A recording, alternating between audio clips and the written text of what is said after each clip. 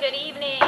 It is 7 o'clock, and so we're going to call tonight's August 18th, 2026 Planning Commission meeting to order. Begin with a roll call. I feel echoey at this point in time. I'm not sure why. Commissioner Scherber? Here. Commissioner Hargreaves? Here. Commissioner Kazaki? Here. And Commissioner Brummett are all here. August 18th, 2026 Planning Commission. Sound out there. Okay, and at this point in time, I'd like to invite you all to stand and say the Pledge of Allegiance with us, if you'd like. Commissioner Scherber? I pledge allegiance to the flag of the United States of America and Commissioner and to the republic for which it stands, one nation, under God. Okay, and at this point, I'd like to invite you to liberty and justice for all with us, if you'd like.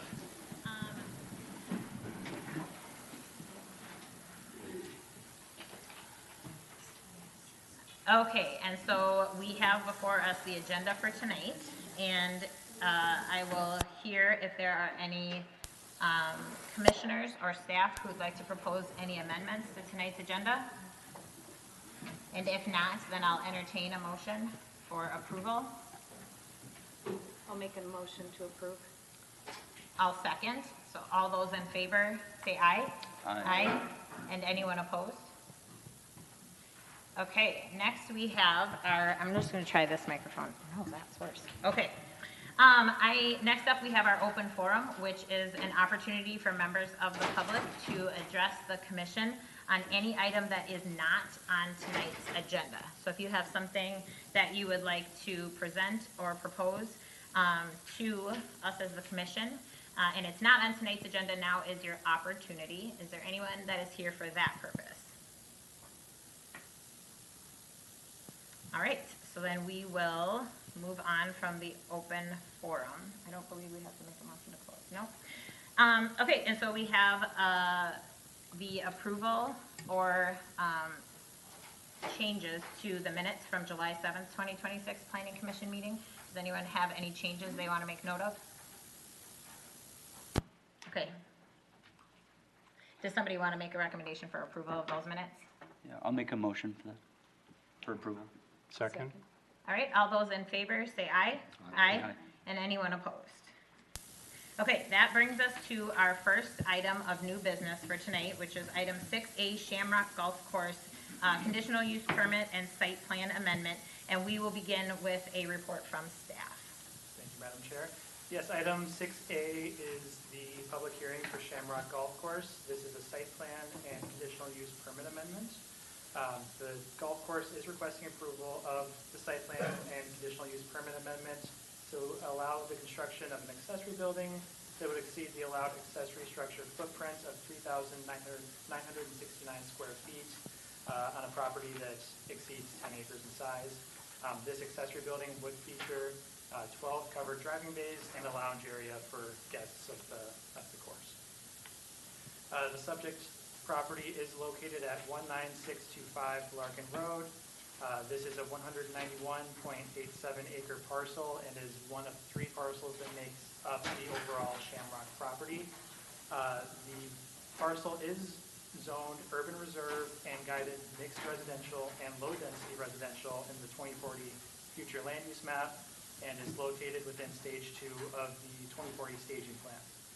The site does feature a pretty large wetland complex along the southeastern portion of the property, and the 2040 comprehensive plan identifies this wetland as a medium quality wetland community.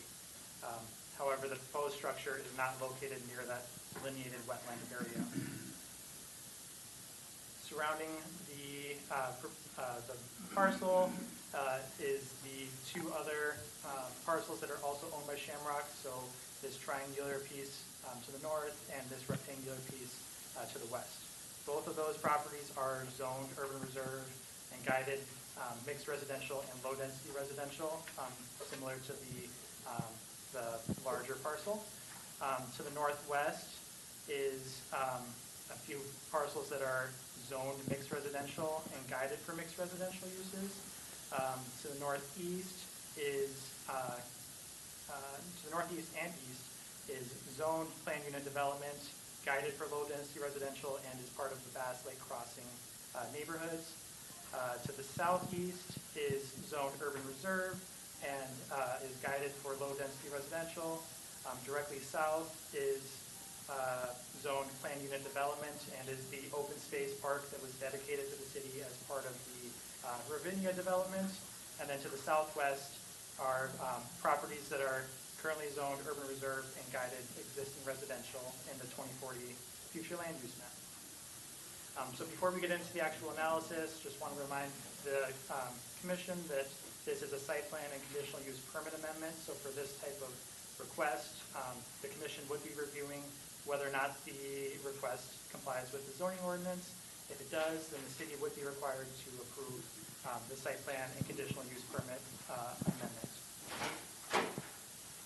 As far as setbacks, this structure would be subject to the accessory structure setback requirements of the urban reserve district, which are 50 feet from the front property line, 20 feet from the side property lines, and 15 feet from the rear property line. From that table on the right column shows what the proposed setbacks are, and as you can see, they more than comfortably meet those requirements. The size of the structure, properties that are 10 acres or larger are allowed by right to have an accessory structure footprint of 3,969 square feet, excluding the first 1,000 square feet of attached accessory structure space. This proposed structure is 6,720 square feet and would exceed this limit. However, all properties that exceed 10 acres in size within the urban reserve district may exceed this limit through conditional use permit. For accessory structures located within the rear yard, the maximum sidewall height limit is 13.5 feet, which is what is being proposed by the applicant, so that standard is met. And the overall height of the structure is 17.25 feet and does not exceed that 35-foot height limit of the urban reserve district. Architecturally, the structure would be constructed with LP smart siding, which is allowed for accessory structures in the urban reserve district, and would also be constructed with 29-gauge colored steel roofing panels. The city code does allow metal siding and roofing for accessory structures through the certificate of compliance, provided that those materials meet the Minnesota State Building Code and have been treated with a factory-applied color coding system that would protect against any fading or degradation.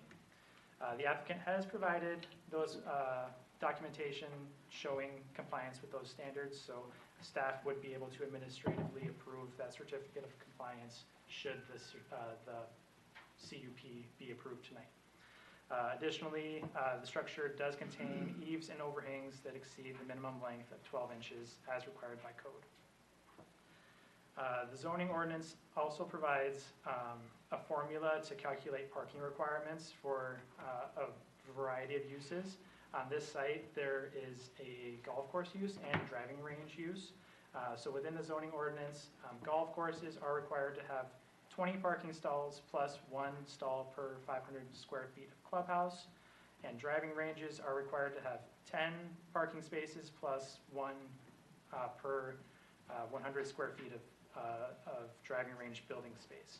So what that means in terms of numbers is the golf course itself would be required 15 parking stalls under the zoning ordinance requirements, and the driving range would be required to have 77 stalls.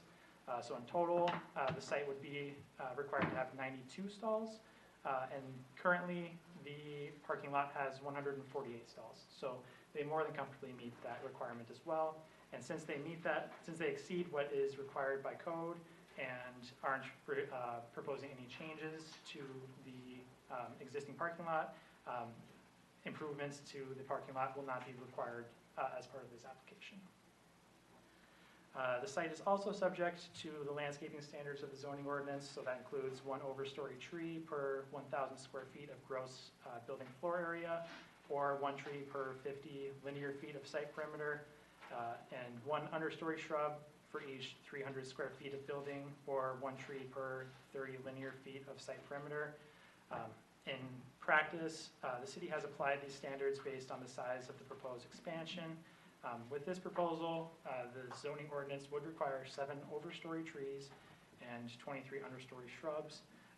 But with the substantial amount of existing mature vegetation on the 191 acre parcel, staff finds that the existing vegetation is sufficient to meet this requirement.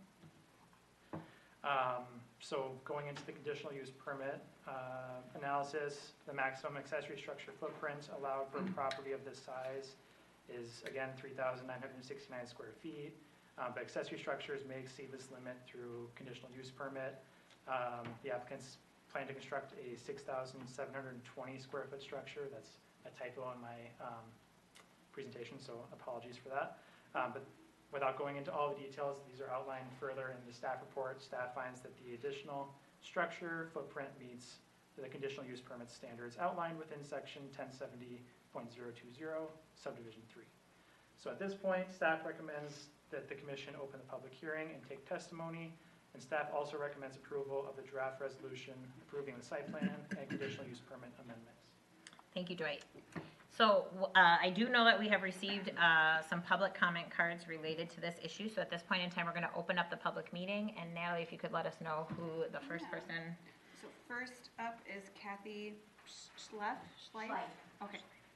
And just to review, we're gonna, during the public comment, we will take your, if you could state your name and address for the record, and then make your comments and ask any of your questions. And then once the public hearing is closed, we will give staff and the applicant the opportunity to answer your questions, but we just won't be doing back and forth during the public hearing. And then if you could sort of just keep yourself to 5 minutes, that'd be awesome for time. Thanks so much.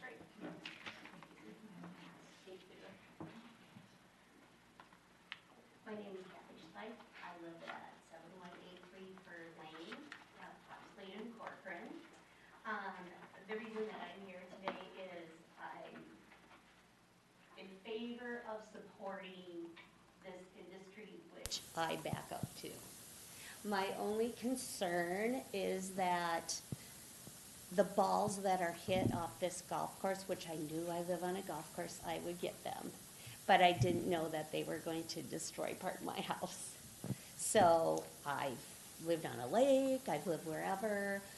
So my remedy for this has been to buy an awning that rolls out and a big umbrella to protect the back of my home.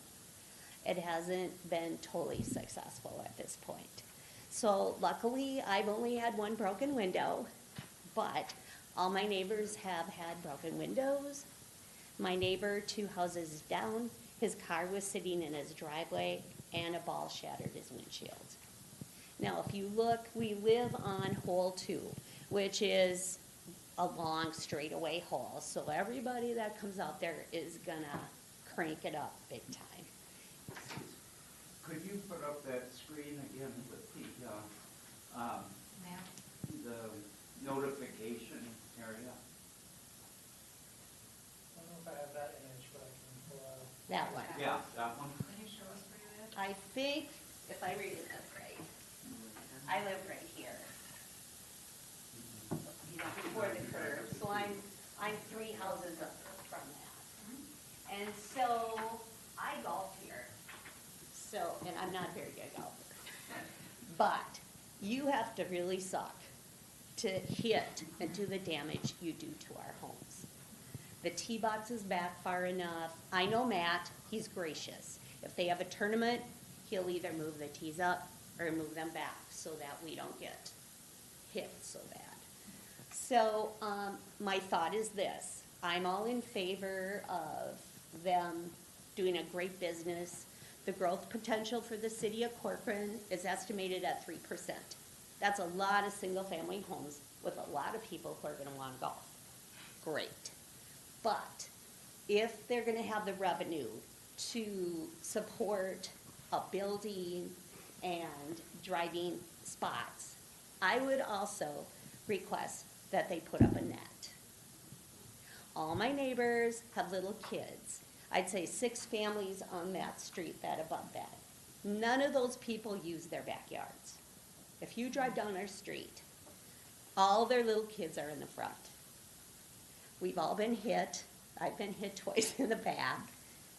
Gary's been hit once, and dogs have been hit, so anybody with little children is out in the front. And so based on our revenue for our tax drive here, it's not inconsequential, it's a lot. And if we can't use part of our yard, do we get a tax break? Probably not. But I would like to see this committee also ask them if they would install a net to protect the people that live on this side. I'm not sure the cost. I don't feel really we're being unreasonable about this request because we want to use our backyards. I have pictures to show the numerous holes in my house, my grill. I'm on my third grill because the other one got annihilated, but I respect living there. I have 2 buckets of balls you probably can't see under that chair. Those are from July. So it gets a run. So, and I'd say probably half of those have hit my house. So, thank you for your time. Thank you. Thank you. We have another. Yes. So, I am so sorry. I think it's Ann Singer and Roger Nicholas? Yep. All right, thank you.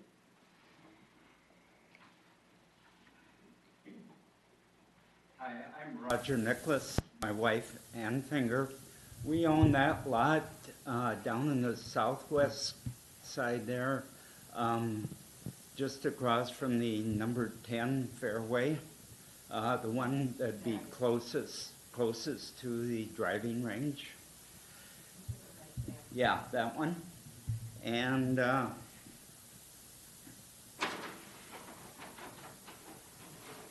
in the last year, I picked up these in our yard and these.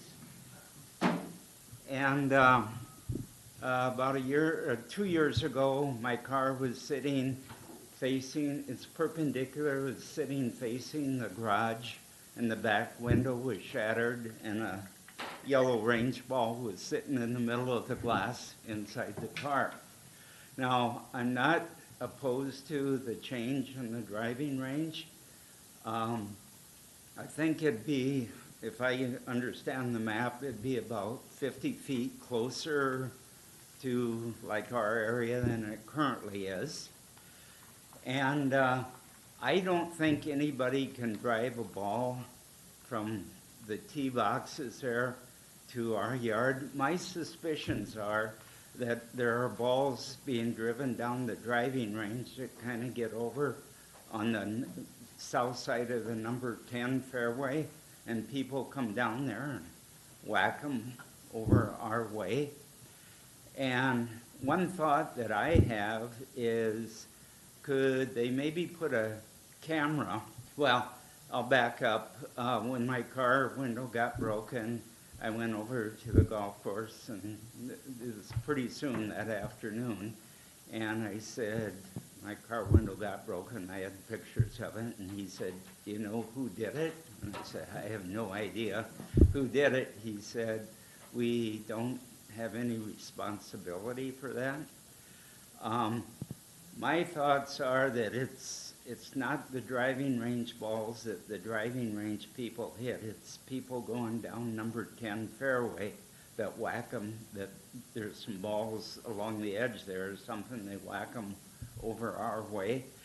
And one thought I had was if you put a camera maybe up there and a sign or two saying, you know, it's being videotaped or something, that might prevent people from sending balls over our way.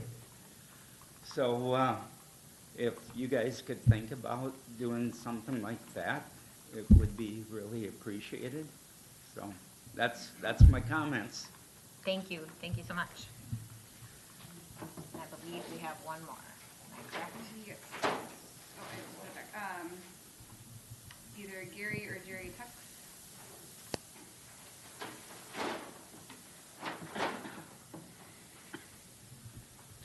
My name is Jerry Tucker, and I live at 7402 Fir Lane North. I am north of Bass Lake Road at the corner of Fir Lane and 74th. I've lived there for 6 years. I've played Shamrock weekly for at least 7 or 8 years. Tim and his staff are very welcoming. I organize a funky little church scramble every summer, and Tim and Matt have been more than helpful in helping us get it set up. I'd like to take some of those golf balls, and you could probably sell them for $1 a piece, and John, they'd be cheaper than what we pay at the clubhouse. I can't speak highly enough about the way myself and my friends and my church members and my sons and I and my grandson, when we played Shamrock, how they've worked for us and with us to make things happen. You're right, you really have to suck to slice a ball that far on number 2. And I do think that seeing the changes that they're going to make to the course, especially on number 10, where the tee box is going to be moved and make it a dog leg rather than a straight shot down the way, is going to help relieve some of the errant shots, unless you've got a terrible snap hook. And I'm in favor of whatever it is they want to do, and I see them as great neighbors and a real asset to the city of Corcoran. Thank you. Thank you.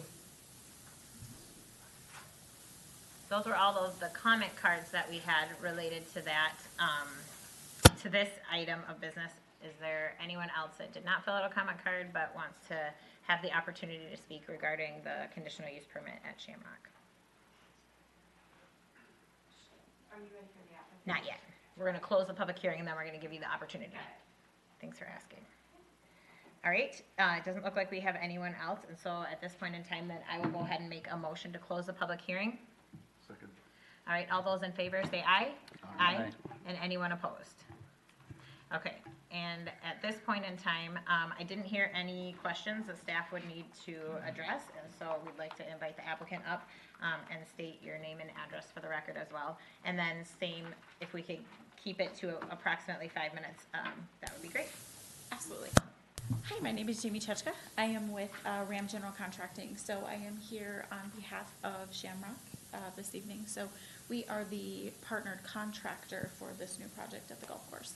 So unfortunately, none of the folks from Shamrock were here this evening to be able to join us. But to answer the questions, the information that I have up to this point was that with this new structure, there was, as the last person had commented, there has been some redesign involved in the course to take the considerations that have been brought up to the owners at Shamrock. So as part of the design process, it wasn't only just the building that was taken into account, it was the direction that these balls are going. So we did have significant planning in where we could put this building so that that volume of drive balls was going to go in the best direction possible to accommodate the growth that they're hoping for as well.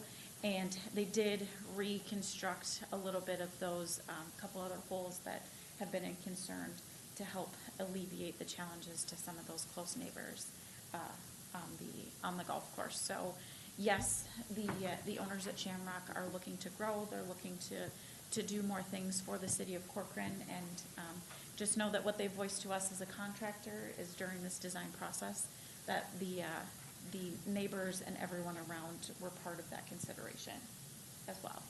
So that's all I have. Well, I'll have a question that will ask you to lay that out directly, but someone had mentioned like a change in the shape of an actual fairway or hole. It sounds like, to me, if you could clarify, it sounds like the primary end of this new building is the direction of the driving range balls. Does it actually change anything on any of the fairways for the rest of the golf course? So the piece that we are involved in is specific to the driving range. Okay. The owners are taking care of their own other routing on the course. I do believe there are some things based off of an area of concern, and I'm not a part of that, so I can't answer to that. Sure. Correct. Thank you. Does anyone else on the commission, because the public hearing is closed, so we can't take additional public comment on that, but does anyone on the commission have any specific questions for the representation for the applicant? I do. Have any of the neighbors been invited to the design discussion? Not with the contractor. It's very possible, there's a group of owners at Shamrock, and this project has been a topic of conversation for over a year at this point. So I do know that they've engaged in multiple conversations. I'm not sure if the neighbors were a part of that or not. I wasn't a part of that. And as far as the building design, that was not with anyone other than the owners and the contractor. So it sounds like for the commission, the scope of our questions for the representation for the applicant would be regarding this particular building and its design and layout. Right. So my question is, it looks like there's an existing driving range and the building is pretty much going to be oriented the same way as the Correct. existing one? And they really haven't had any issues with errant balls there because it's a really long area. Right. No need for netting or anything. It'd probably go in the swamp or hook onto the course if they're really bad. Right. We did have a wetland delineation done, and we did pull that building as close to that as we possibly could so that we could try to control where those balls go. And I know that the kind of the driving force to this was they were trying to maximize the time frame of the year that they could utilize this space. And so we've kind of made more of an enclosed bay situation for extended season use. Thank you. You can go ahead and take your seat. It doesn't look like we have any additional questions. I do have a question before we begin any discussion that needs to happen or before anyone makes a motion. My question for staff is this. With this being a conditional use permit, is there an opportunity to tie a condition of approval related to something that is not the building? The conditions for the conditional use permit that's before you tonight should be primarily focused around the proposed structure. And the impacts of the structure. So yeah, if there is a finding that this will increase the existing problem, then conditions could be added to the amendment. If we're trying to correct an existing problem, that would not be recommended. Okay. Fellow commissioners, do you have any discussion that needs to take place or additional questions? Or is someone ready to make a motion? It doesn't look like there's a problem with the existing range, and it sounds like this is pretty much going to be similar but nicer and closed, so I don't Yeah. see any problems with it. Yeah, I like the idea of the structure and making the year-round usability of it. I don't know how much it'll affect, maybe if there's a really long-range driver that's really good practicing, if, they're gonna be kind of moving it a little bit further down, pushing further towards that southwest corner. So that would be the only thing, is I'm not sure if that will increase the amount of balls coming at your property. That'd be my one concern. But if it's coming from hole 10, it's possible that the redesign of the course might mitigate that. But that was just my one concern, is it's pushing that starting range of the tee boxes further towards the properties on that southwest corner. If the commission was to make a recommendation for condition of approval encompassing if the problem related to the driving range gets worse, how is that quantified? Do you know? I think you already did a pretty good job. I think it's pushing closer potentially, so therefore there is a concern of injurious impact to the southwest corner, and so then we could add a condition on that southwest corner. I think that would be reasonable. Okay. With that finding. Yes. Okay. Well done, Commissioner Sherman. Thank you. Would you like to make a motion with your condition of approval attached to it, and does he need to restate it? Be helpful to restate it, because I understood that you identified the potential issue, but Yeah. the potential condition, I think, could be clarified just for my sake. With approval, I would recommend looking into potential barrier options to mitigate the risks of balls entering the properties on that southwest corner. Whether that be you know, netting or cameras deterring, you know, whatever that could block that, you know. So nets, trees, maybe, I don't know.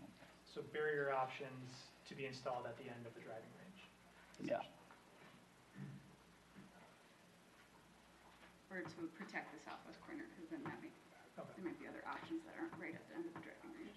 I agree the whole two options are also difficult, but in regards to the new building, I think that's the only, yeah. Yeah. Was that a motion? It That- was not I will, formalized I in will motion. formalize that as my motion with the conditions for approval. Is there a second? I'll second. All those in favor, say aye. Aye. Aye. And anyone opposed? All right, and so then that recommendation for approval with the condition attached will go to council, but they will ultimately make the decision regarding the conditional use permit. And then that'll go next week to council.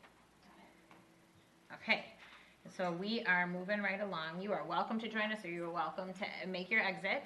Thank you for joining us. Appreciate you representing the applicant. Okay, what is up next? We're gonna give her a minute here. And what we have next is the Civic Campus Capital Improvement Comprehensive Plan Compliance Review.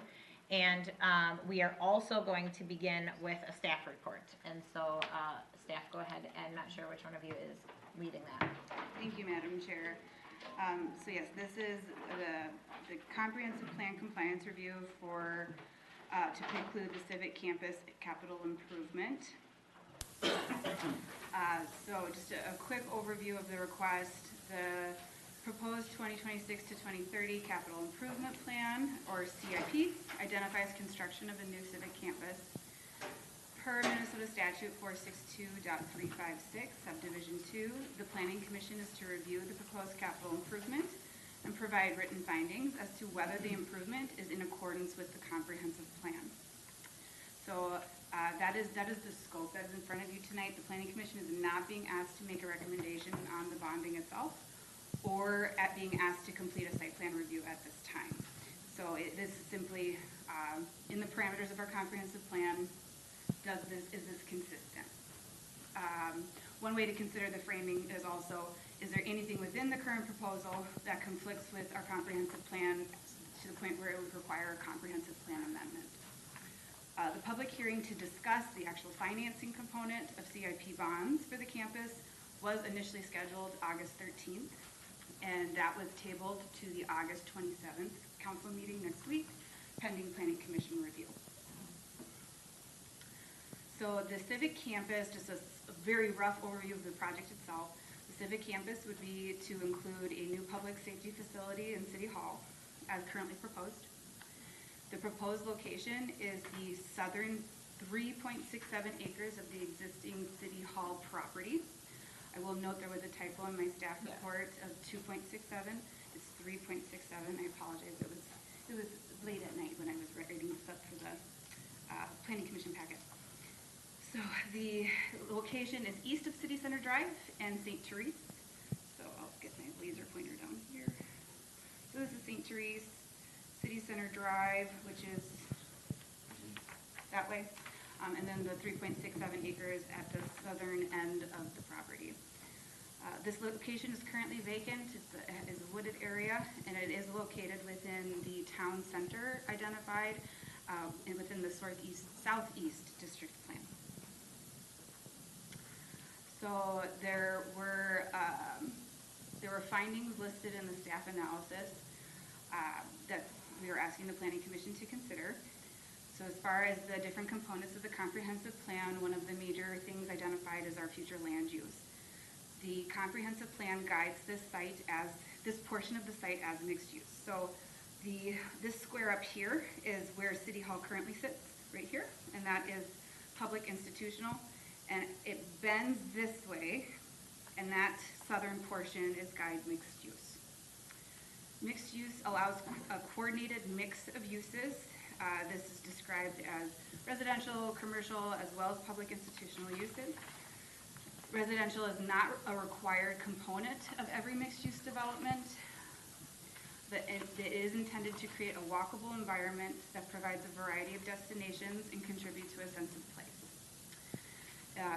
Again, it's located within the town center, which is also called out within the comprehensive plan when discussing this land use designation. In that land use designation, it was anticipated the inclusion of City Hall within that town center space. As in the comprehensive plan, there is a direct call out to the implementation of this the mixed-use land use through the downtown mixed-use zoning district within the zoning ordinance. So while we're not asking you to really apply the zoning ordinance at this time, because there is that relationship being called out in the comprehensive plan of this district, I felt it was important to just go over that. So the 2040 comprehensive plan again states that downtown mixed-use district will be implemented will be established to implement the mixed-use land use designation. Section 1040.130, subdivision 4 of that zoning ordinance for downtown mixed use specifically lists civic buildings, including City Hall, libraries, and fire stations, as a permitted use allowed within the district. Also adopted by code and called out within the comprehensive plan is the Southeast District Plan. The Southeast District Plan includes several conceptual plans that depict the proposed location, mostly as parks and open space. A few things to note with this, what you're seeing on the right, that is one depiction. And then just so that it's clear, there are a couple different depictions also shown throughout. The Southeast District Plan is noted to be conceptual in nature and that there's multiple ways to achieve the ultimate objectives of the plan. So for example, St. Therese, where St. Therese currently stands, we have townhomes shown in one concept. We have a community center shown in another concept within that same plan. And then we had mixed residential shown in this concept plan here. Right now, I would say it is a building that actually did accomplish vertical mixed use in terms of there is the first floor is open to the public with a variety of amenities, and then the residential's on top. So I would say what got put there isn't what was shown on any of these, but is overall consistent with the overall objectives of the Southeast District Plan. The depiction, so for the concept plan here, it is shown as parks and open space. And then I will also note that up here where City Hall is currently located and Memorial Garden is currently located, which is considered a city park, that is shown as public institutional.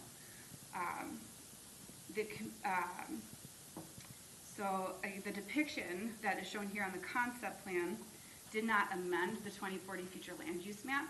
And it's also important to note that the comprehensive plan was reviewed and adopted after the Southeast District Plan. So it was intentional to have the mixed use designation versus having that be listed as parks and open space. The community center was also contemplated within the overall town center. Again, we had a couple different options identified within one of the concept plans. While this is not a community center that's being proposed, the campus is anticipated to include public meeting and gathering spaces that would serve those community-oriented functions envisioned in the town center. The proposed new campus footprint, including the existing building, would have an impact, would still allow for roughly 90% of the property to remain as open space or natural area. So that's over 50 acres. The park and open space area shown in the Southeast District concept was not included as acreage necessary to meet the city's projected parkland needs that were identified in the 2040 comprehensive plan. So all that to say is there are definitely concepts that show that. I'm not going to try to suggest otherwise. However, the comprehensive plan does not show that, and that's what we're being asked to confirm tonight. And arguably 50 acres of open space still accomplishes a park and open space in that general area. And it was not included in the calculations for our park chapter in the comprehensive plan. Natural resources. So the comprehensive plan places a high priority on protecting Corcoran's natural resources, including wetlands, woodlands, natural topography, and open space. Land use policies call for protection of natural features in sensitive areas as development occurs and encourages creative approaches to development that preserve open space and natural resources. The 2040 Natural Resource Inventory map showed this area as a high-quality natural community, and this data long predates the creation of the 2040 Comprehensive Plan. So it was a map that was included in the 2040 Comprehensive Plan, but my understanding is the survey was actually completed well ahead of the comprehensive planning process. So all that to say is it's a little outdated. Some of the areas that we have had identified as high quality, when we've actually gone in with development applications, some of those trees are not doing very well. So things have changed in the last 15 years or so since it was completed. So a tree survey was completed as a part of a preliminary step of evaluating the site. A lot of emerald ash borer was found. Many trees were in fair but significant issues, poor or simply dying status, and I did include that tree survey in the staff report. All that to say is we do still think there's value in this area, but we're also trying to figure out the areas that maybe aren't as high quality as we thought in terms of if we were to develop the site, how can we maybe replant so that we can get some healthier trees in that area and work around the resources that actually are high quality. So anyways, all that to say, presence of natural resources do not preclude development on a site. We don't have a tree preservation ordinance in the city. Still, again, roughly 90% of the site would currently propose to remain as a natural open space. These are still important considerations that should definitely inform the design of the site, and detailed information on environmental considerations would be reviewed as part of a final site plan approval process should the project move forward. Public infrastructure and community services is also something that's heavily discussed in our comprehensive plan. The proposed civic campus location is located within our metropolitan urban service area, the MUSA, and within the current or first utility station area for the 2040 comprehensive plan, which is identified as 2020 to 2025, meaning utilities are available to the site. The comprehensive plan calls for a staging plan that supports coordinated infrastructure, expansion, and land use growth, and further establishes a policy of expanding community services to keep pace with orderly development. So locating the civic campus within the city's planned urban growth area, near existing municipal utilities and within the town center does appear to be consistent with these policies. And one I wanted to specifically call out, policy 6 of goal 5 in the land use chapter does state that the intent to expand the level of community services to keep pace with orderly development. So that was one potential finding that could be included if the commission chooses. That was not called out in the staff report directly. For the recommendation tonight, this is not a public hearing, but public comment can be taken by the discretion of the chair. Staff recommends that the Planning Commission review the information currently available for the proposed civic campus and determine whether it is in compliance with our 2040 comprehensive plan. Staff found the campus to be consistent with the comprehensive plan, but the commission may make modifications it determines appropriate and direct that its written findings regarding the comprehensive plan consistency be forwarded to the City Council. If the project proceeds following the bond authorization process, detailed considerations such as pedestrian and trail connections, grading, tree preservation, etc., will be evaluated through the required site plan review process. Thank you, Natalie. So what we are going to do, because is we are not taking a formal public hearing because it is under review by another group. However, there are a lot of people tonight and we want to give the opportunity. So we are going to formally allow a 30-minute, we have 6 comment cards at this point. Three. So you were aware of 2 speakers, and then I have 2 more comment cards. Okay, so we have 4. So I think what we'll do then is we will allow, we've got 5. So we're gonna allow, let me do, how much math can I do? Okay, so I feel like in order to be fair, because we're going to allow 35 minutes, and then we're gonna ask each speaker to give to be mindful and stay between 3 to 5 minutes. So I just said I think you meant 25, so if we have 5 speakers, five Yeah. minute max would be a 25 We have- speakers. Oh, we have 7. Yeah, so you have 5 comment cards. No, I have 3 Oh, comment cards, you have 2 whew, speakers. you're already adding it in. Okay, I kept adding more minutes. I but, apologize. No, that's okay. I think then what we would like to do is we're going to do 25 minutes. So if you see me having a phone up here, it's really just because I'm trying to keep track of time so I'm not on my phone, trust me. But, so we're gonna set a 25-minute timeline, where we're gonna allow people to speak before, commission does any discussion. Because it's not a public meeting, I don't think there's any name and address.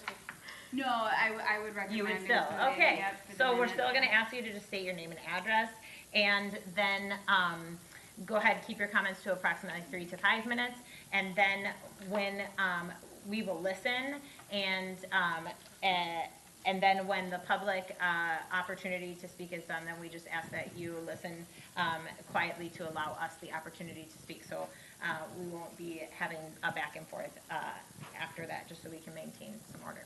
So with that being said, I do know that there's someone who'd like to speak, so if you would please kick off the next session for us. Madam Chair, did you want to say anything about the scope that's under? Oh, planning sorry, commission? the last thing is, if, the reason we're doing this is because the scope of the decision tonight is if this location fits within the comprehensive plan amendment, if you could just focus your comments or feedback regarding that issue, rather than the other issues that are not for the commission to determine tonight.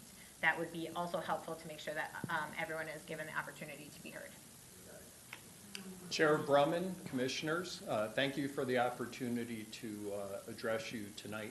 My name's Mark Lanterman. I live at 6936 Oak Ridge Road in the great state of Corcoran. I am the former chairman of the Planning Commission, so I've sat in those seats, and I currently serve on the City Council, but tonight I'm speaking as a resident and as a neighbor. And I'm here to ask you one thing, that you give this civic campus referral your full independent review. Now, let me be fair about what is in front of you. This is not a vote on the bonds, and it's not a site plan approval. Your charge under Minnesota statute 462.356 is narrower than that, but it is also broader than the staff report may have you think. The statute asks whether this project is consistent with our comprehensive plan, not one map within the plan, as the report may have you think. The plan as a whole. First, the findings you've been handed rest almost entirely on the future land use map and the town center vision. Those are real. And the land use case may well be sound, but our comprehensive plan is also a natural resources plan, an open space plan, and a set of district plans, and consistency means consistency with all of them.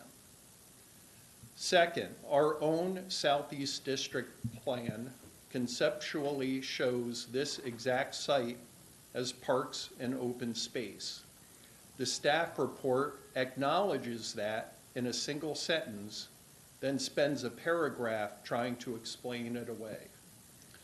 You are entitled to weigh whether converting envisioned open space into a large civic building is truly consistent or at least in tension with our adopted plans. Third, the report defers the natural resource questions, the Maple, Basswood, Upland, the wetlands, South Fork, Rush Creek, to a later future site plan review, but deferring them isn't resolving them. And this may be the only independent public land use review this project ever receives. And those questions are properly yours to weigh now, not down the road by someone else. Now, step back, because there is a structural problem here you can't unsee once you've seen it. This is the city's own project. The city wants it built. City staff prepared these findings, and it comes to you, the city's own planning commission, for review.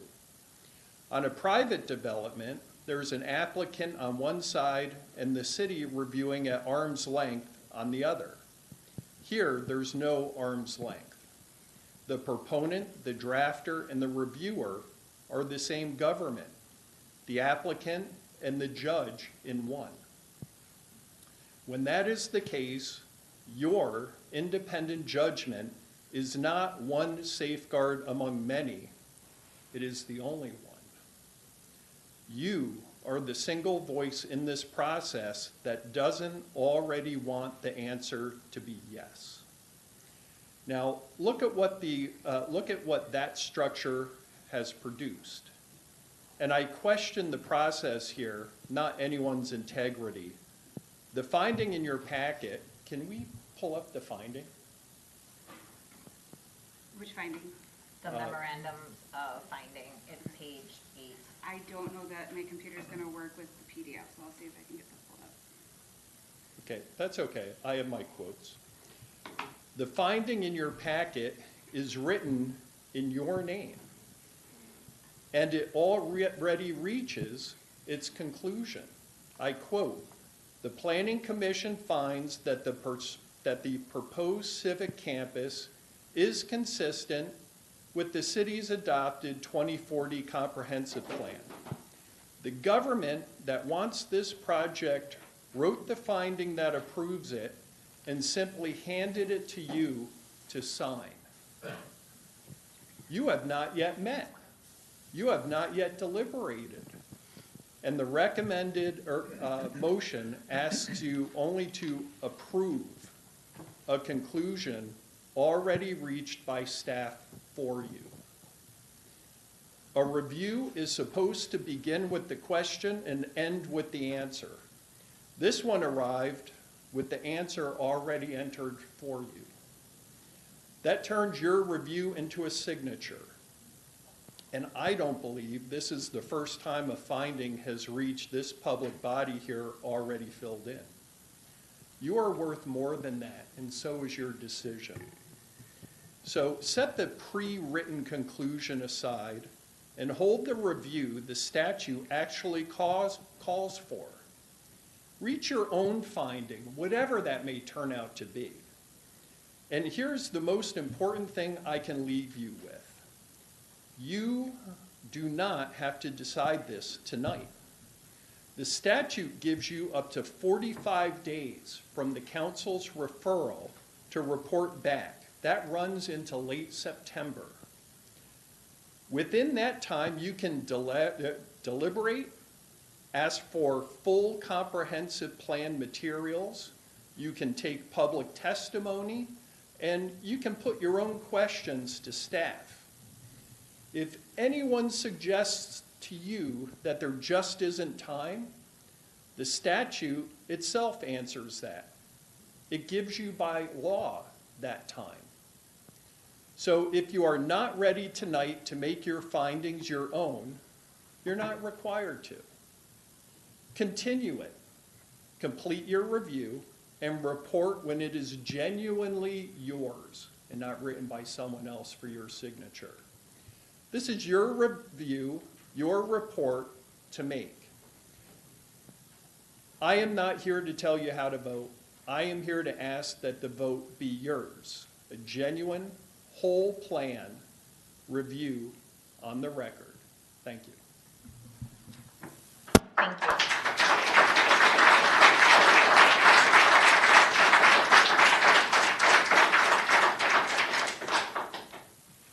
Would you like to go, or would you like to wait until the comment cards have been fulfilled? You're welcome. Yep? Yes. Okay, so then Natalie, if you could let us know who would like to make first comment card. And I will say that went 10 minutes. Do you want me to be tracking the time limit? Because we got about 15 minutes left. Sorry, I set a time limit for the full 25, so I have 17 and a half. So Okay. if you want to keep track of the individual time, then I will do. So next up we have Jerry again.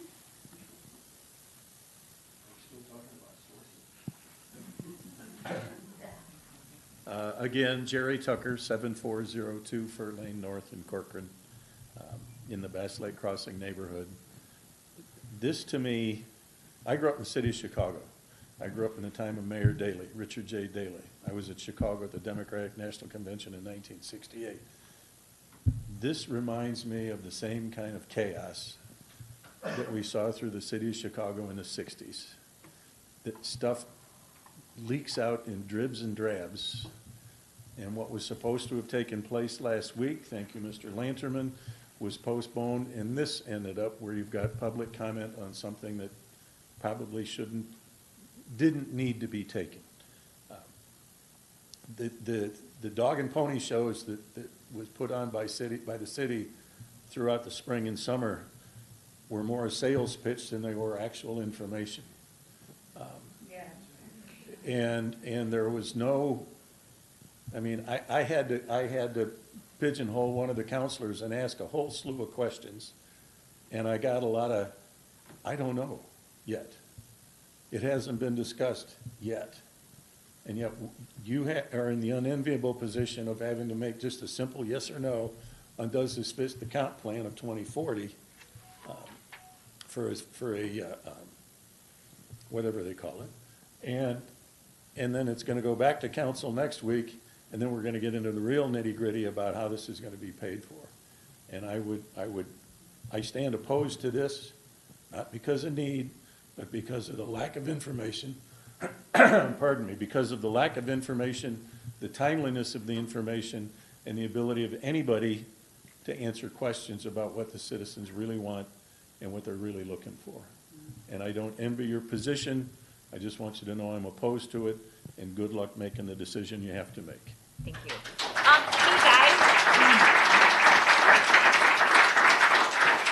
Hey guys, I really want to make sure that everybody who came to speak has the opportunity to speak. So if you could refrain from the applause, just because we have to regroup every time afterwards. 20 seconds. And then that's 20 seconds less somebody else can speak. So instead, I'd really like us to see that the next speaker is able to come up, and if you would like to applaud at the end of that 25 minutes, but we have a 25-minute time frame that we're trying to go to, and so that is what I'm going to ask. So if we could call up the next speaker. Yes, the next speaker is Kevin Golden. All right, Kevin, we want to give you some time.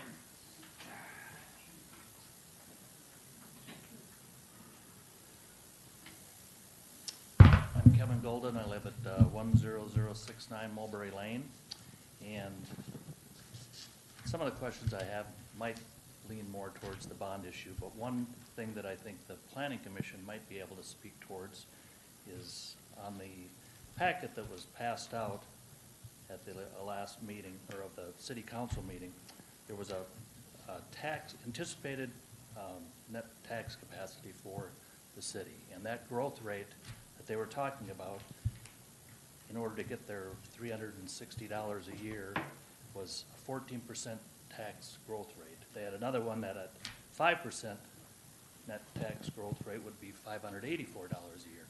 So my question, and maybe you guys already know the answer to this, but you could help all of us, what has been the net tax growth rate for the last 3 years, for example, in the city? And if you could answer that, that would give us a better idea going forward how much these taxes might impact us.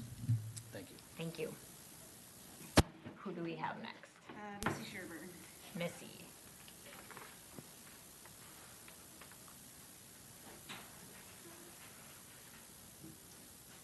Good evening. My name is Missy Sherber. I don't know if we're related or not, but maybe. Who knows? You never know with all the Sherbers around here. I am a local business owner, a taxpayer, mom, and an earthwork contractor who works on large construction projects like this every day. I understand tonight you are being asked specifically whether this proposed civic campus is consistent with Corcoran's 2040 comprehensive plan. So I want to speak directly to that question first. I ask you to consider the whole vision of the comprehensive plan, not simply whether a municipal building can fit within it. A comprehensive plan is supposed to guide the future of this community, its residents, businesses, development, growth, amenities, and quality of life. And while city staff wrote the plan, are now presenting their interpretation of it to you. Thank you for giving us clarity on that. You are the planning commission, and I'm asking you to make this finding your own, echoing what our first speaker said. Read the plan, apply your own judgment, listen to the people who live here and take the time to do that. Listen to the people who raise families here, own businesses here, and pay taxes here. Let this be your vote, your recommendation, and your interpretation of what is best for the community you represent, not simply an affirmation of what the city staff needs. I want to be really clear, I am pro-development and pro-growth. I want Corcoran to grow and succeed. But as a business owner, I see how difficult and slow the development process can be, and we ask developers and businesses to go through significant, rigorous review, planning, approvals, and expenses before they can even invest here. Before the city makes an investment of this magnitude in itself, I believe we should demonstrate that same diligence towards growing our community. Support development first, support businesses first, grow the tax base first. And I also come to this as a contractor. Well, thank you. I also come to this as a contractor. It's probably a Sherber. Our company performs earthwork on large projects for general contractors all the time. We work for municipalities. I see firsthand how construction budgets evolve as design progresses, scopes change, unforeseen conditions arise, and construction costs develop. Taxpayers deserve to understand not only today's estimated cost, but the potential final all-in cost and long-term taxpayer obligation. But maybe my most important perspective today and tonight is as a mom. When my family wants to go to parks, community amenities, restaurants, or places to gather, I regularly drive to St. Michael or Maple Grove. When I do that, I'm taking my family, our time, and our spending into another community. We finally have a new park, which is amazing. That is a great investment into our residents and our kids. But for a community of roughly 10,000 people, that should be just the beginning of investing in our community, not the end. Before we prioritize what city staff will use every day, let's ask what our residents and families still need every day: parks, restaurants, businesses, amenities, infrastructure, and places to gather.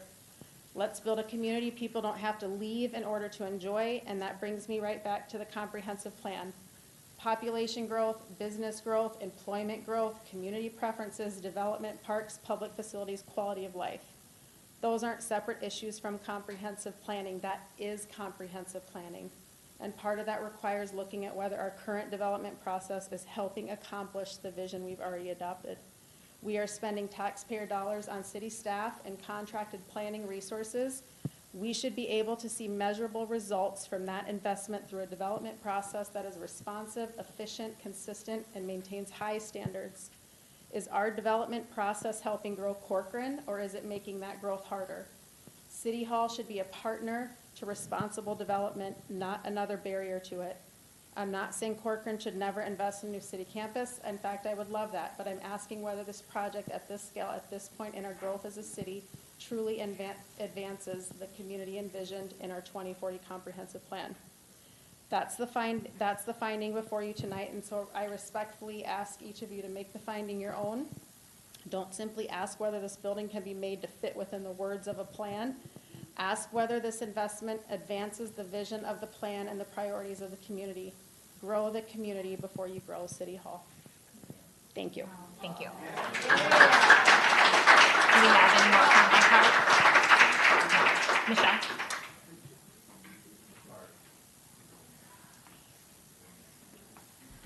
Thank you, Brummond. My name is Michelle Friedrich. I'm also a city resident. I live at 6830 County Road 116. And I don't have anything further to add. I feel like everything I was going to discuss has been discussed by the previous speakers. I think what I will say, though, is in closing, again, it's great to see the community come out and show their support or lack of support, whichever side you're on. It's all a good thing, and it's done respectfully. So I want to say thank you to everyone for that.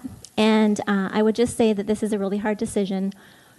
Bringing it back full circle, there's so many components to it, but the biggest decision is does this building really fit into the vision of the 2040 comp plan? That's where I landed with what you guys need to decide and discuss. All the other things as far as funding, bonding and all that additional information will be discussed at the council meeting. So thank you for your work. Thank you. So that leaves us with, we have 8 minutes left. If there is someone who did not get the opportunity to fill out a comment card and has something additional to add, something that hasn't been discussed, and I want to give that opportunity because sometimes something stirs in you when you're sitting out there. I have, believe it or not, I am there more often than not because we are all residents and volunteers of this community.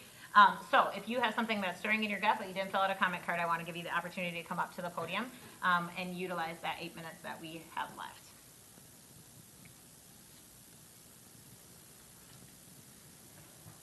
I just have one more comment, and that's. If you could come up, then it helps us with our, yep, because when you're listening at home, I don't know if you guys ever pay attention, if they don't come up to the microphone, you often can't hear. Thank you. The only other comment I have to make, and it probably isn't relevant to your decision tonight, but I think it's just as a public service to everyone that they need to know that the information that the city has provided on these bonds that they're talking about, they say a $40 million bond. But by the time you pay that off, it's $78 million. And I just want people to be aware of that. Thank you.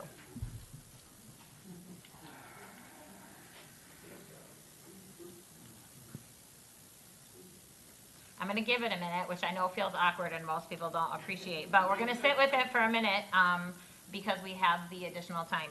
And then if it appears that no one else would like to make comment, then we will move on to our commission discussion and recommendations.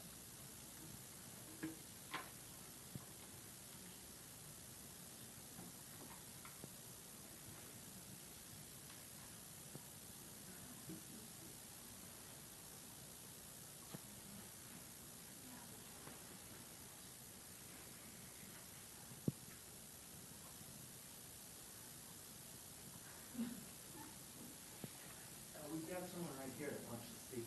Well, I could, but I would end up speaking to the bonding issue. Well, go ahead. And that would be, Go ahead.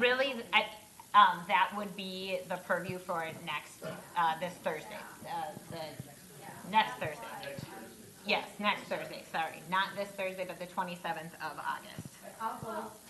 Okay, absolutely. Come on up to the microphone. Please state your name and address for the record. And then you've got, there are 5 minutes left. It'll So be like a minute. I planned nothing, but my neighbors, I've talked to them. This is a town of under 10,000 people. We don't need this big facility. We're sorry if you have to share an office. We've all had to share offices. You know, add on, put a building out there. We're just not ready. We can't afford it.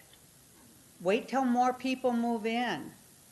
But I come from Bellwether, Joyce Garris, 10277 Elm Lane. thank you. And the majority of us that I've talked to, I haven't talked to everybody, we don't need this. Thank you. I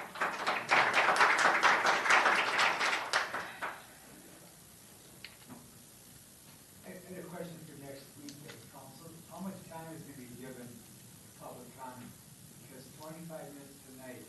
So, yep, that's a great question, and let me clarify. The reason we limited it is because tonight is not actually a public comment opportunity. So when you do a formal public hearing, there are open meeting laws that you have to comply with. And here's the truth, there wasn't even time to comply with open meeting laws between the time that this went from council to get to us. So we've had 5 days. We did comply with open meeting laws, Yes. to be clear, this was not a public hearing. Correct. This was not a public hearing. Okay, so yes. Meaning that we had to predetermine an amount of time that seemed reasonable because it was at our discretion to just let people talk. A public hearing goes as long as there are people who want to make public comment, so it has a formal motion to close. During that time, it will be up to the discretion of the mayor who chairs those meetings in terms of the duration of time, but based on past history, it is 3 to 5 minutes, as like similar as to what we've been doing tonight, just out of respect for time. But that 3 to 5 minutes is given to each individual speaker until everyone who wants to speak has had the opportunity to speak. Versus tonight, we needed to indiscriminately pick a chunk of time, indicate that ahead of time because it's not actually a public hearing in the formal capacity. If you have any additional questions about those differences, I can answer those questions after we're done. But that is the difference between tonight and next Thursday's meeting. Next Thursday will be a public hearing with Correct. And that public hearing will address not just the comprehensive plan amendment, but that public hearing will address the bonding issue. So findings from the planning commission would be forwarded as part of that. The public hearing at that time would be about the bonding, yes. if they approve. And don't. Well, no matter what, even if whether or not they forward findings of So here's the deal compliance is or not compliance, that's what would get forwarded to council. So we, because we are not elected officials, but are volunteers in a capacity as residents, we make recommendations that get forwarded to council. And sometimes those recommendations are found to be in agreement with the council, and sometimes they are not. So it is just a recommendation. But you could also recommend that in 30 to 45 days, wouldn't that be? We could, we have an option to, yes. The city council had asked that findings be forwarded to them for the August 27th meeting. The planning commission can certainly discuss their options as part of the deliberation if they feel more information is needed. But that would delay the public hearing. We would still have to open the public hearing on the 27th just to further table it. Okay, so we have a minute left. Yes. May I address that? Yep, we got a minute left. I just want to be clear, state statute grants the planning commission 45 days from the date of the referral. And to limit that by saying the city council wanted their recommendation before then, no. The law gives them 45 days. If they don't want to decide tonight, they don't have to decide tonight. They can ask for more information. Thank you. Madam Chair, just to be clear, I thought that is what I said, that the council had asked for it to be forwarded to the August 27th, but you guys can certainly discuss your options as part of your deliberation. So I apologize if that was confusing how I worded it. That was the message I was trying to convey. All right. And so we have reached our 25 minutes, and so what we're going to do at this point in time is we are going to enter into discussion, and sometimes that discussion looks like us talking amongst ourselves. Sometimes that discussion looks like us asking additional questions of staff, but what we ask of you is to just please listen to the discussion respectfully and quietly. All right, so we will begin by seeing if there is a commissioner that has a burning desire to go first. I do have a clarifying Commissioner Zachman, yes. question, and this is more of a process-related question. So I'm used to seeing the draft resolutions that come to the Planning Commission. What is the difference between the draft resolutions and the draft memorandum? Just because those seem to be a commonplace. This is more of a technicality that I just want to understand. Do you want to speak to that? So the Planning Commission has to forward findings in writing to City Council. You guys don't have a separate resolution. Resolutions get approved by council, so that's why I did it as a memorandum, but it is the same idea as when you have a resolution in front of you. Staff completes an analysis, staff provides you with prepared draft findings. The Planning Commission is open to deliberate, expand on, take things out, make changes. These are draft findings to give you a starting point because for your meeting to be effective. Planning commissions are, my role as staff liaison is to support the Planning Commission so that your meetings can run smoothly. So that was the intention of the memorandum. It was not saying that you have to adopt this verbatim by any means. Please feel free to make changes. This is just based off the analysis that was completed last week. Yeah. Does that answer your question? That does Perfect. clarify for me. Thank you. Commissioner Kozicki? So, we basically need to approve this if it fits with the 2040 comp plan vision. You need to determine if it fits within the comp plan vision. Okay, so my question is, end of this year, beginning of next year, we're going to be updating our comp plan. The vision could possibly change, modify? I was gonna bring that up as well. So the So- question before you today is based on our current comp plan. While we will start the comp plan process for 2050 next year, it won't be finished next year. It won't be officially adopted, and it'll probably take about a 2-year process before it's officially adopted. Well, then my question is, I guess,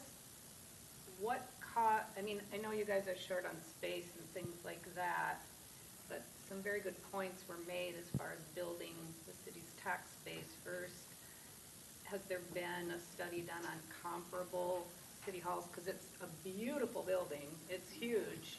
It's wonderful. You guys have done a great job with everything promoting it, but is that in line with what other cities of our size have done? Guys, I'm going to ask you to please be quiet. Thanks, appreciate it. I mean, I don't want to have to ask anybody to leave, just as a rule of order. Because I know the city has in the past taken into account what other cities have done. I mean, as far as moratoriums on storage buildings and things like this. It does maybe seem like overkill at this point, I guess. If we were to approve this, not tonight, but within 45 days, that's not necessarily a green light for the city to even continue. The next step in that process would be bringing it to a city council meeting, having a public open hearing, allowing everybody to discuss, having a vote to increase taxes to fund it. I'm spitballing here. I don't really know. So I think there's a few different questions. So as far as whether it's comparable, we had a third party complete an analysis of the space needs for 10 and 20 years. Currently, what is being proposed is the square footage that was anticipated for a 10-year building. But that isn't really what the current scope is. But just to answer that question, as far as it's building for 10 years, we're trying to do it in a way that it would still last us 20 years, but at that 10-year footprint. So I do think it's comparable for where we are expecting to go within the next 10 years. There was significant studies done on the space needs currently, particularly with PD and City Hall. PD had a number of issues that came up as part of that, so I recommend reading those reports or speaking with Jay Tobin, the city administrator, just because I don't have the facts as ready to go as he does, because he's been very involved in this process. I have also been involved, but it has not been to the extent that he has. So I would recommend to speak with him on some of those questions. As far as if you were to affirm compliance with the overall comprehensive plan, I would agree that does not mean that the Planning Commission approves of the project, supports the project. It's not an endorsement of the project. It's simply saying there's nothing in the comprehensive plan that would need to be amended for this project to move forward. But it should not be considered an endorsement. There will be a time for site plan review if this project were to move forward, where there would be more public hearing. As far as, I wasn't quite following your last question, is everyone having a vote towards the bonding? Are you talking about everyone on council having a vote towards the bonding? I mean, I'm thinking about the increase to the tax base and just the economic vitality of our town. If we approve a $40 million bond project, how long? It probably says that somewhere, but it's $500 and some dollars a year per resident for 20 years, 10 years. Again, the bonding is a little out of the purview tonight. I'm not prepared to speak on the bonding. Jay Tobin would be the best contact on that. It is a number of years. I just don't want to misspeak because right now where I'm versed was the comprehensive plan. So I'm not prepared to speak on bonding, as simple as I can say. I mean, I can understand you looking out 10 years. Corcoran's like doubled in size in the last 10 years, maybe about. I mean, I moved out here 40 years ago with a population of 5,000. We're not a whole lot bigger yet. What are we, 10,000? Maybe it's doubled, but I mean, I think it really started growing in the last 10 to 15 years. Yeah. So and I mean, this building was built in 95? Yeah, it was built early 90s. Okay. And so it's lasted 30 years. And it was for about a 5,000 population looking ahead to. I think it was a little less than 5,000, but yeah, it was for, it was based on that. And then ever since 2003, there's been studies done about deficiencies with the police side of things. And then there was a remodel done in 2018 to expand offices space within the community room, or the planning process started in 2018. I believe the construction was actually 2020. As part of that, it was determined that we aren't really further able to expand this building, and so then the next step is going to be civic campus planning, and that's been a strategic goal priority since about 2022. So this has been, it's been identified that we were quickly outgrowing this building. As far as the population growth, one thing I'll note is the 2040 plan anticipated that in 2040 we'd be at a population of about 11,700, and we will probably hit that within the next couple of years, well ahead of the 2040 projections. May I go, commissioners? Okay, so I have a couple of things, but I'm going to begin with a question. So on the map, because we're talking about conceptualizing, and so I'm wondering why there is a separate land use that is categorized as the semi-public public, because it seems to create a distinction between the general mixed use and the public semi-public. And so what we're being asked to determine is whether the comprehensive plan amendment, if this fits into that, which is conceptual. And so it seems to me that because the two land uses are labeled something different, that alone shows that they were considered to be separate. Do you know what I'm saying? Yeah, my understanding of the history for that semi-public semi-public land use category is that was for existing facilities.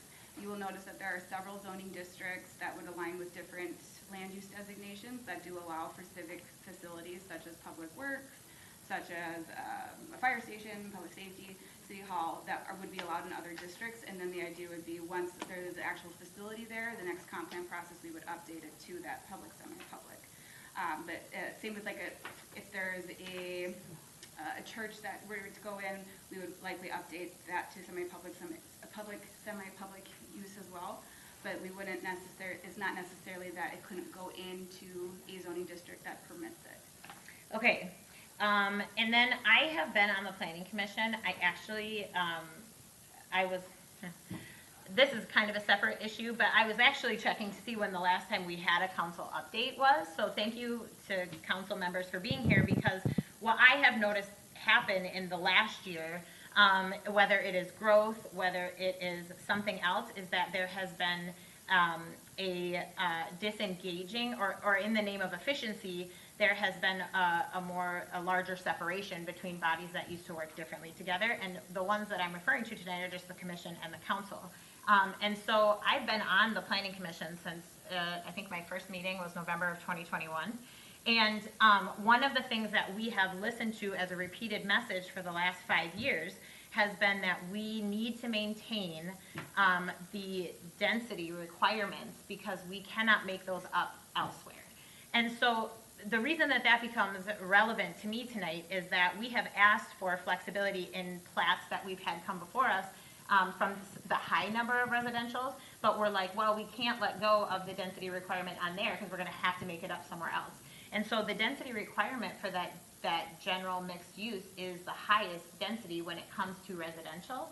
I understand that it also includes commercial and other types of buildings, but when we talk about 3.67 acres being this big campus of a government building, then that impacts or already diminishes the residential capacity for that overall general mixed use area.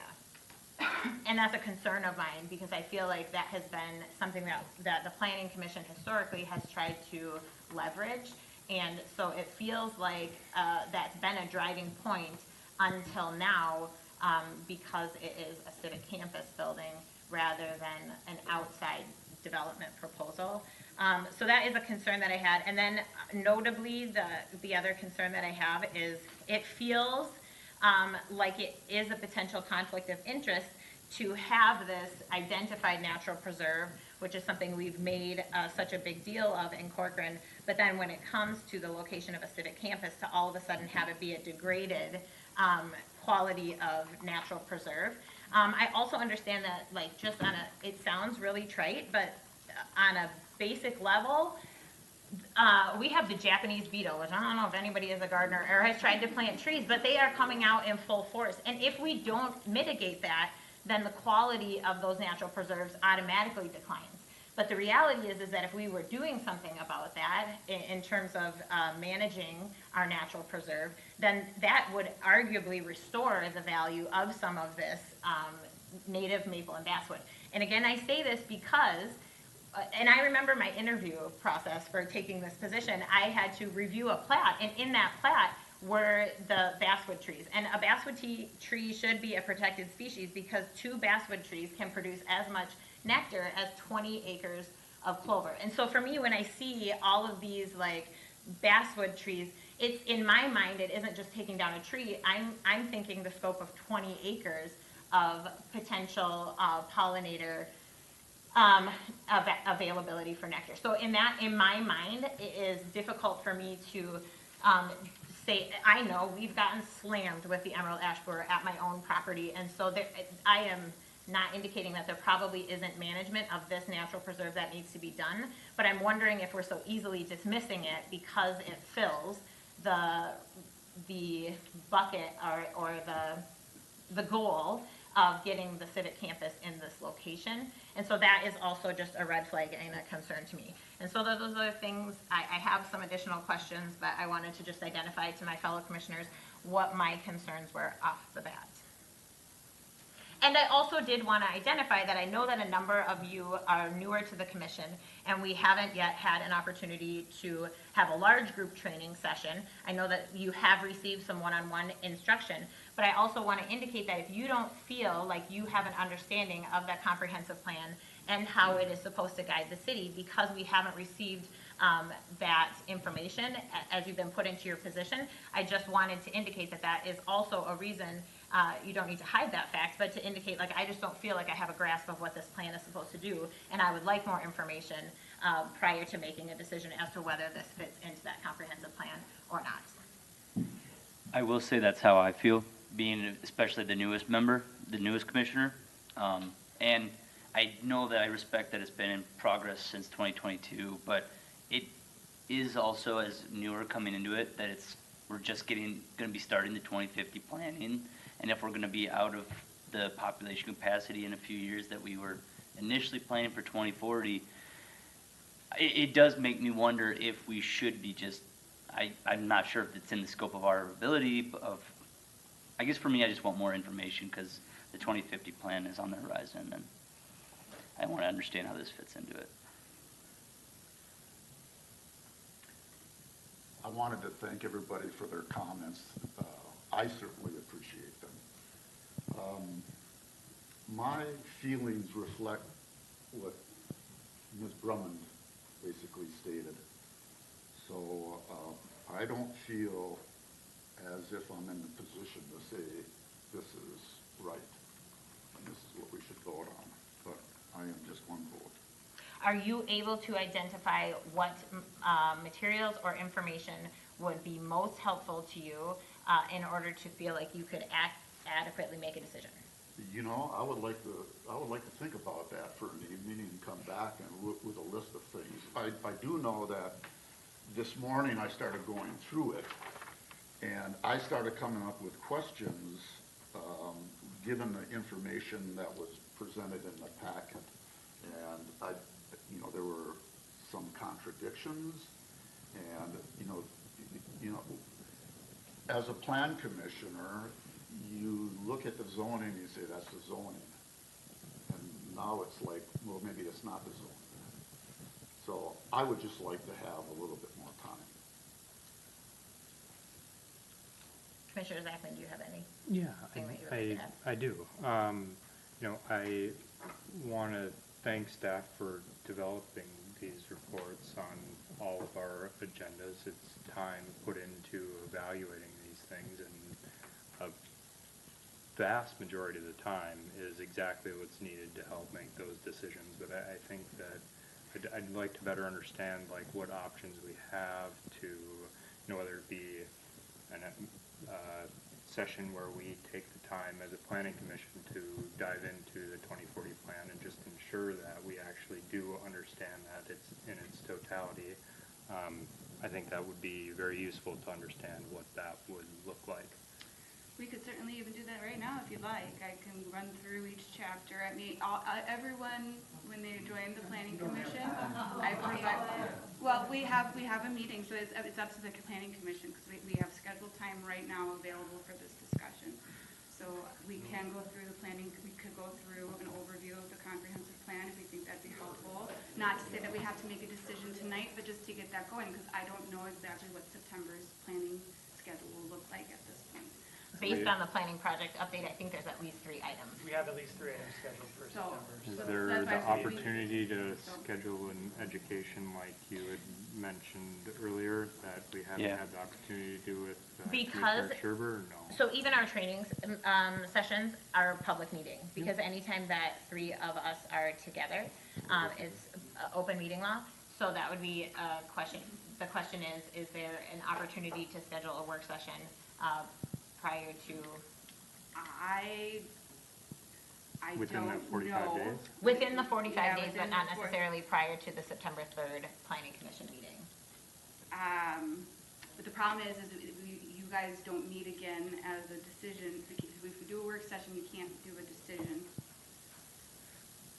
But we could forward our recommendations within the 45 days. We have to forward the recommendations. So I would say if we want it, so all this to say is when you all are onboarded, I do provide you with a copy of the comprehensive plan. It's a 297-page document.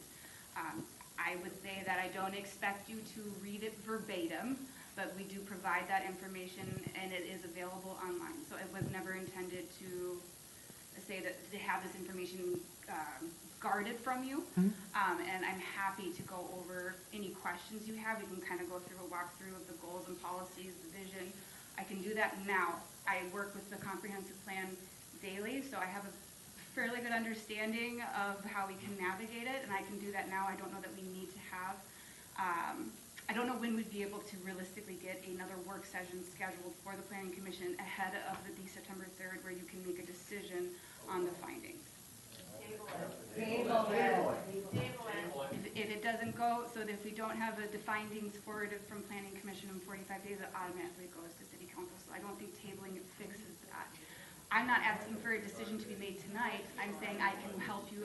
We can go through the comprehensive plan, or at least start that process tonight, so that Who has to in September we agree can on have more discussion then. on a date? If like, is that up to us to agree? Like, if we can come to a conclusion on a date to get into the 2040 plan, is that enough to warrant doing so, or is it more complicated than that? Well, we just need staffing and space, so, and then we'd have to schedule another special meeting, with the planning commission so that you could actually make a motion to forward findings. So that would be my. So, 6 times 7 is 42. Is it the 45, because 42 days is October 1st, which isn't that our next, like our subsequent So my planning? understanding is the date started August 13th. Yep, that is from August 13th. So 45 days. So that would be, yep, so 1, 2, 3, 4, 5, 6, 7. Exactly 7 weeks from August 13th is October 1st, which is 42 days then. And October 1st is our October planning commission meeting. Yeah, nope, just the way the months and, the way the dates land, we are on the 1st of the month and still within the 45 days. So if we flesh that out, So we'd have a meeting to review, and then the October 1 meeting would be that official, or just for clarity? yep, that's what would need to take place, is there would need to be a meeting to review and then a meeting to make a recommendation. So I just want to check the math one more time. Yeah, please do. Just so we just don't run into things, because I run into this. So, and add days. You did it already? Okay, 45 days. September 27th is what I have as 45 days. Yep. From August 13th. September 27th is 45 days from today. 4, 5, 6, 7. Are we counting the weekends? So it was referred to on August 13th. So yeah, yes, 45 Correct? days, yes. But I am not sure how we're getting to 6 times 7 people is 42. So 7 It is weeks, the the 7th 27th. Thursday from August 13th. It's Oh, thank you. So it is a math error. 45 days is September 27th. It is. And we could all meet at Shamrock for a It doesn't fit as nicely into my time frame as I thought, Yeah. because we would extend beyond 45. Do we know, so there were 3 items for the, I guess what I'm saying is I don't think that a review of the comprehensive plan this evening is gonna land me in a place where I feel comfortable making an informed decision. Same. I just don't feel that way tonight, and I don't know that spending time on that tonight is gonna land me personally there, but I'm one individual. The September 13th, or excuse me, the September 3rd, Planning Commission meeting that has 3 topics on it potentially? Is that what it kind of sounds There are like? 3 topics scheduled That's what for it, the so if we want to project reschedule it. Can we Or yeah, or we look could to schedule have it again. more of a 2040 plan Discussion afterwards. discussion there? It on could the happen, 3rd? and then you would just And then we wanna- would need to find a date between then and the 27th of September to, So that one's a regular meeting. So you could make a decision You could afterwards. decide there on September 3rd. you could. Yes, You, yes. right, we could, but if, Yeah. let's pretend in a world that like that doesn't lead to it, then we would have to We'd have to identify a schedule a date special prior to session. the, yeah, Yes, okay. and that, we have to work out with the existing meeting scheduled and staff availability, and I am a ticking time bomb right now, so. Yes. So is someone ready to make a formal motion? If you- I've been talking the most recently to try to figure out how we could just conduct a review, so I'll make a motion to table this to further review at the September 3rd Planning Commission meeting. Do you need any additional language? So, no, as far as what we're looking for information, we want to do essentially a training session on the comprehensive plan, going chapter by chapter. What are we looking think for? that if the staff, and correct me where I'm wrong, I think that if the staff report, today dove into some of the details of where this aligns or doesn't with the 2040 plan, maybe a focus in on the areas where we might get a better picture of alignment or misalignment with the 2040 plan. Is that helpful or no? Because I'm guessing that of those 240 pages, not all of them are going to be relevant. You don't have to review the whole city. Here's what I'm wondering, and I'm gonna try to give words because I was in your position at one point in time, and so to all of a sudden be thrown into what feels like a large issue without knowing what tools you have to utilize or where the scope of your authority begins and ends, what is helpful for review is, because the comprehensive plan amendment is conceptual. And so because it is conceptual, unlike a preliminary plat that comes up, do you know what I'm saying? I think that what is helpful back then is to just understand even the differences in what you have to agree with and where you have discretion. Okay. I don't know if that's helpful.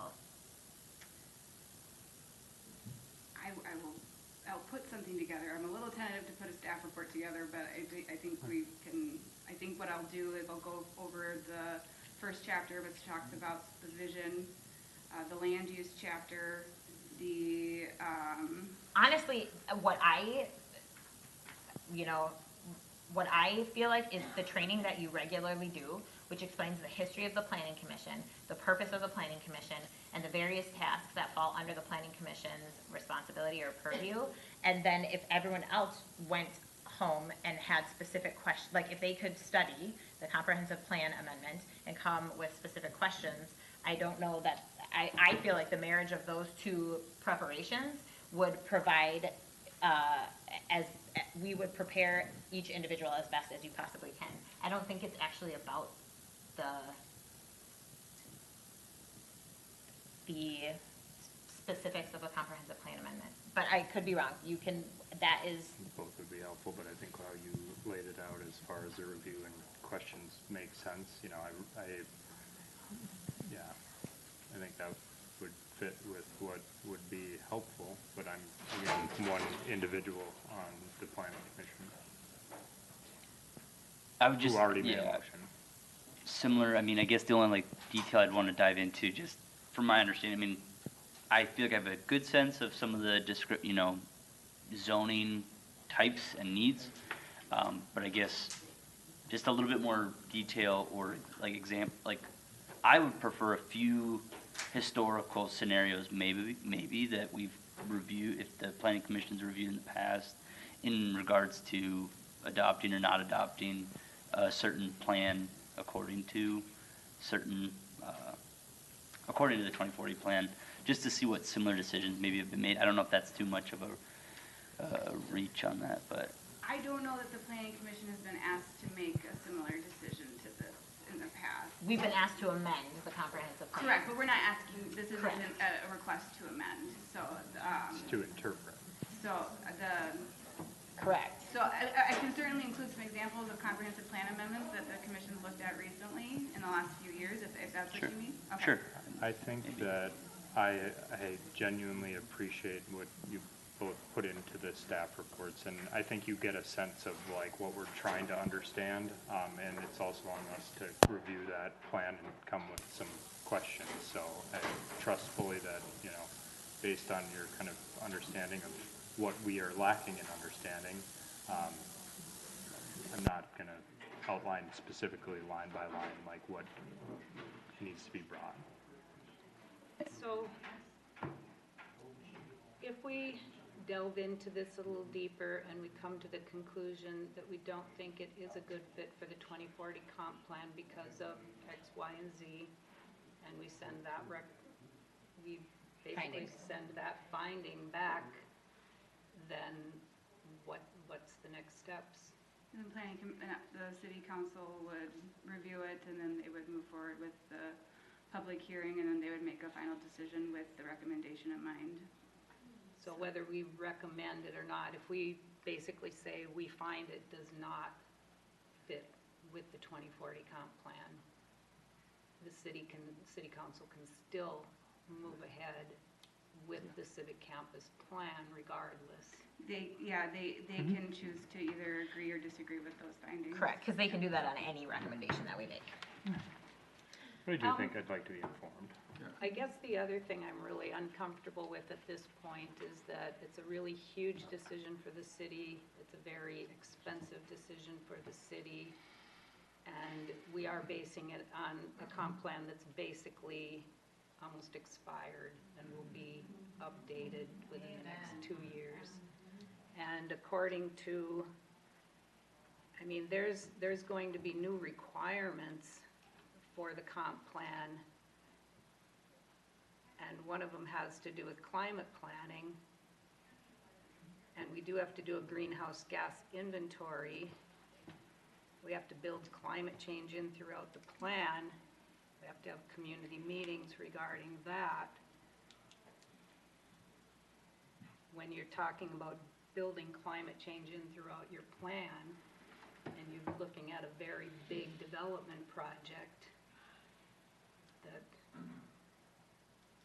will definitely influence that, I just really feel like we don't have the information we need to make a 20-year decision on a huge civic campus. And I'm not sure why back in 2022 all of a sudden, I mean, maybe I'm not up to speed on this, and I know you guys have worked really hard on this. I mean, it's really tough to get to this point and then have a wrench thrown in the works when you're just barely treading water trying to keep up with things the way it is. Yeah, all I can say is that you guys have 45 days, and we're not gonna be able to get the 2050 comp plan done in 45 days. So No. we have to base the decision right now on the compliance with our currently adopted comprehensive plan. But does that mean the civic campus plows through regardless of anything that the community or the commissions say? I don't know that. I'm not the final decision maker at this point. I look forward to the day where this is no longer a discussion one way or the other. But the reality is what's in front of us tonight and this next 45 days is whether or not the campus plan is consistent with our 2040 comprehensive plan. As far as the 2050 comprehensive plan, we wouldn't be able to have that for another 2 years. Now, council can certainly decide we're going to postpone the decision for 2 years, or however long they want to postpone it. But that is not something that we can't pause our review for 2 years because we're waiting for that data. Okay. I guess tabling it then gives us the opportunity to maybe write up a couple more paragraphs. I mean, we don't want to take verbatim what you guys have written up because we do have some other ideas. And you basically said, yes, Yeah, that at this that time, is our throw job. it all That's- out. You guys that's what you feel free want to us let to me do. know how you would like it to be revised. I mean, you're not telling us all we have to do is sign that. You No. basically said in here Just like every other. that we give our input and then Just you like take it any to the other council, resolution in front of you, it's So- just a starting point. Now, with the input that we've gotten and the discussion we've had, I think it would be great to table it for now. We'll come. So we with actually some- do have a motion and a second on the table. I have one final question before we take the commission's vote on the motion that was made. And that question is, part of what has been difficult in determining if a site is the best site is not knowing what other sites are a possibility. But I don't know that, I'm asking We because don't I'm not any sure. other land that. So that is yeah. a separation, Yeah, okay. yeah, the only Okay. other site that we looked at one point was Heritage Park, at the northern part of it, but on the west side, that was, there was a slight concept that was drawn as part of the space needs analysis. There was that one is guided as a park in the comprehensive plan, so that one wouldn't be consistent without an amendment. Yep. And also it was going to result in millions more in utilities costs to get utilities there. So that one was quickly drawn, nixed. There was another site that we were looking at that was north, that we technically own, but has a very minimal amount of upland, and it's mostly floodplain and wetland, and that was determined to not be something that we could move forward with realistically with the floodplain and wetland there. So as far as upland, that developable land upland that we have as a city, this is it. And I just want to clarify, because you indicated that, that the northwest part of Heritage Park is guided as for a park. And so some of the maps in the comprehensive plan do essentially indicate, and you touched on that in your staff report, this as a park. So what is the difference between that being guided as one use and the other as being guided? So, yeah, I may have confused things, so I apologize. No. The future land use map is the land use map adopted in the comprehensive plan. That land use map has this portion of City Hall property guided as mixed use and has the Heritage Park guided as park open space in its entirety. So that's the difference there. As far as the Southeast District Plan, that is marked as a concept plan. That is not a land use map. That is not adopted land use designation. And so that's the difference. So the Southeast District had several concept plans throughout, and it was, that is not the same as the land use plan that's actually adopted in the comprehensive plan. And this is, I think this absolutely highlights one of the things that I feel like would be helpful. So even just going back to the basic description of what is, like, legally, why does one bear more weight than the other? Do you know what I'm saying? Like, would that not help you feel like you could confidently more make a decision? Like, what is the difference between a land use map versus what is the difference between a, concept plan?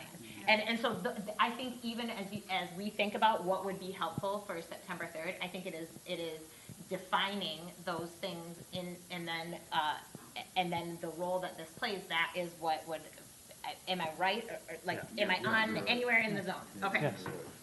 Yeah. So at this point in time, we have a motion and a second, and so we will now take a vote. So the vote is to table this item until the September 3rd meeting. And then at that point in time, we will take some training and some discussion around specifically the comprehensive plan, and then make a recommendation that night. So all those in favor say aye. Aye. Aye. And anyone opposed? Okay.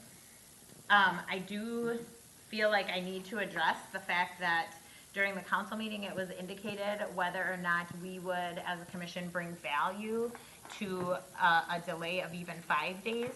And so all that to say, I understand that this is an upset to what was anticipated.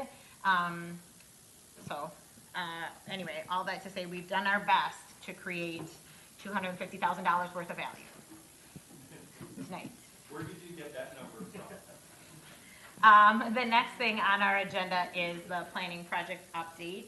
And so you guys were included that in your packet. And if you have any questions regarding a specific item on the planning project update, now is the time to review with staff, or if staff has a specific update they'd like to go over.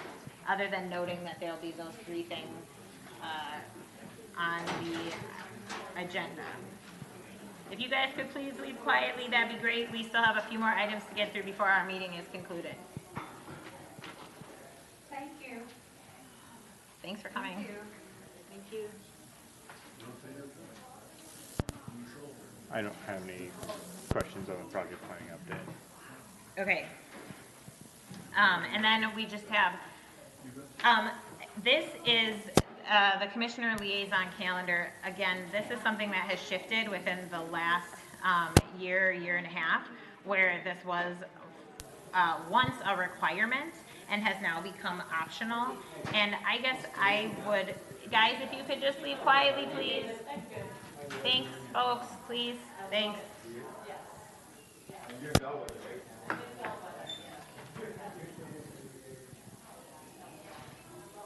give it a minute.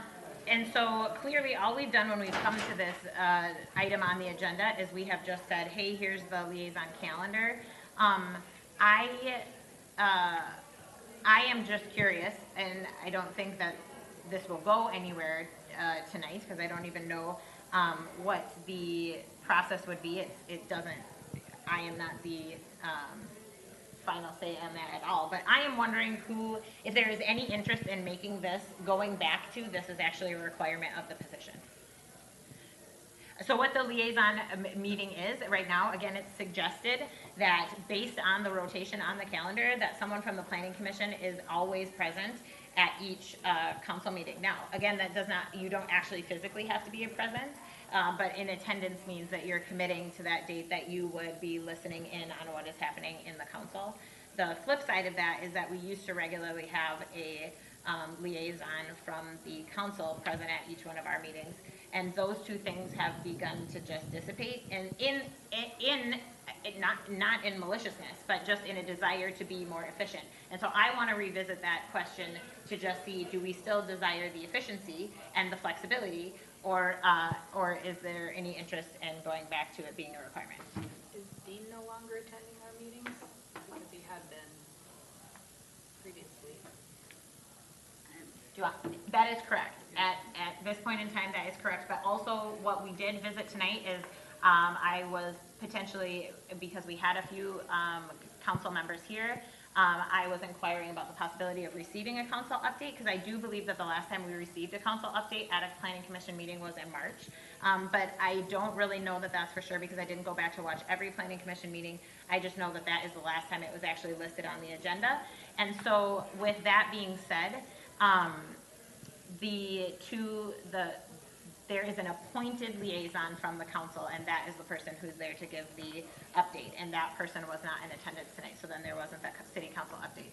Arguably, I don't have any clout to change this back. So I could purely just be saying, hey, what's your interest? And we would all just sort of say, we're gonna comply with this, but I don't have any clout to change it on the opposite, like I'm just a person. So it was more just wondering if anyone has, and I can speak to some of the benefits. I do understand that sometimes it is like, you're like, oh, seriously, it's my month, I have another meeting. Like, I'm not gonna lie, that comes up. But also the benefit is there is a synergy that does not exist because there is just somebody who, like, if we don't do that, there's a synergy that exists because somebody here can always speak to what was said. And we understand that meeting minutes are limited, so unless we're watching that meeting, which it is easier to do on Granicus because you can select an agenda item and then you can go ahead and just listen to that portion of the city council meeting. So it is, I'm not saying that this is the only way to create a synergy, but anyway, I'm sort of going rogue at this point in time. So if like I'm saying, I don't have any clout or authority one way or the other. It was purely just a question of interest. I'm okay with it the way it is. Okay. Being voluntary, because I have to admit, I haven't made it to all the ones that have been assigned to me either.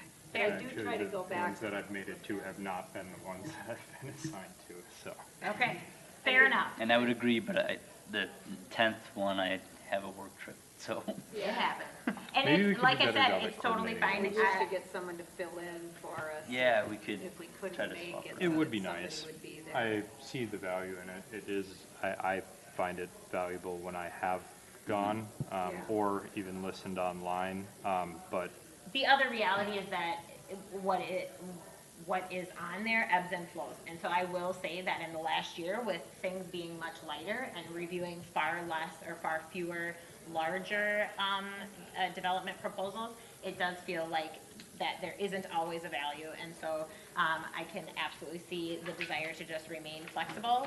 And then we have it and it's suggested, and if you can, then, or desire to, then it's there. But yeah, thanks for answering. Honestly, I appreciate that. If there isn't anything else, then I will make a motion to adjourn tonight's meeting. I'll second. All right, all those in favor say aye. Aye. And anyone opposed? No. All right, meeting adjourned.